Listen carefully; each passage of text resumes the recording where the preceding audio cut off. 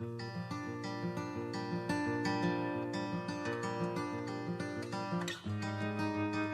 is November the 15th. It's important to play the long game. Let's find out together why as we read 2 Kings 15 to 17.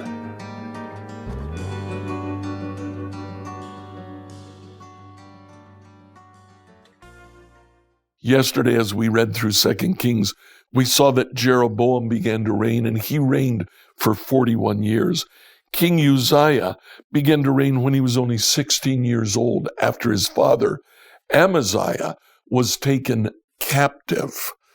Uzziah reigned for 52 years.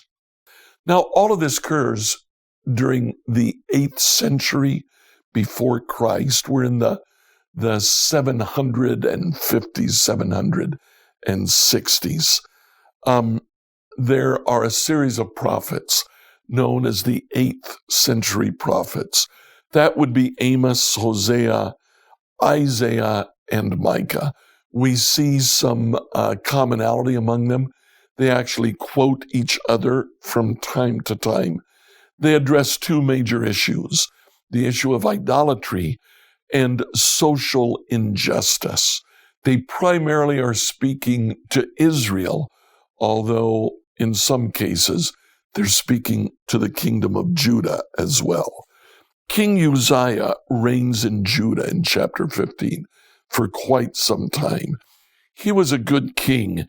He did some unfortunate things. He got a little full of himself, and he decided to go to the temple and offer incense.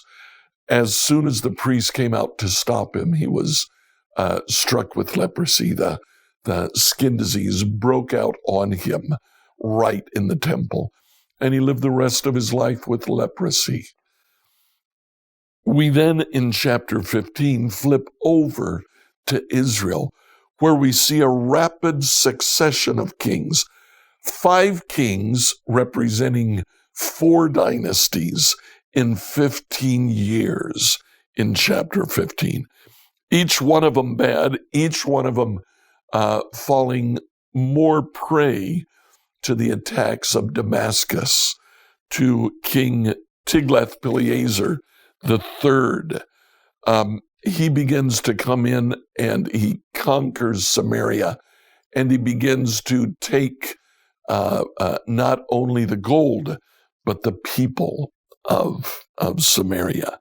At the end of chapter 15, Jotham takes over in Judah, and then King Ahaz in Judah. We come that way to to chapter 17, when Israel completely falls, and the final king, King Hoshea, is carried off in exile with the rest of Israel. Now, Ahaz in chapter 16 is able to resist the war that he had against Damascus and against Aram and against Israel by appealing to Tiglath-Pileser of Assyria, a nation a bit to the north of Syria. He bribed him. He took the gold of the temple, the gold of the palace, and he said, please attack King Aram, the king of Aram, and the king of Israel. Well, Tiglath-Pileser did that and defeated both Syria and Israel. It's Tiglath-Pileser now that is carrying off in conquest, in exile, all of the people of Israel.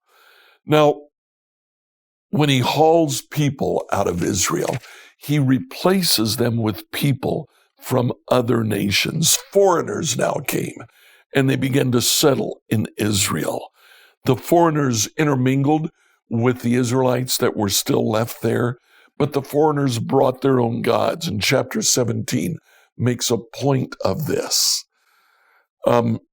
In chapter 17, we're told at the very end of the chapter, verse 41, while these new residents worship the Lord, they also worship their idols, and to this day their descendants do the same. They did what most people did at the time. When they went to a new land, they worshiped the god, what they saw as the god of that land. That would have been in Samaria, Baal and Jehovah. They began to worship Jehovah, but not exclusively. They worshiped him with the other idols. That's why the 8th century prophets are speaking out against idolatry. Now, we mentioned at the start the importance of playing the long game. What we see here is that Israel pays for the sins of their father. They pay for the sins of Jeroboam. They pay for the sins of Jeroboam II, and so on down the line. King Uzziah plays the long game. He looks back at the God of his ancestors, and he submits to the God of his ancestors. He plays the long game instead of the short game. And as a result, Judah survives. Like, follow, and subscribe to this devotional on whatever platform you use to listen to it. Email your questions to us at questions@becomehope.com. Tomorrow, we'll go back to the book of Psalms.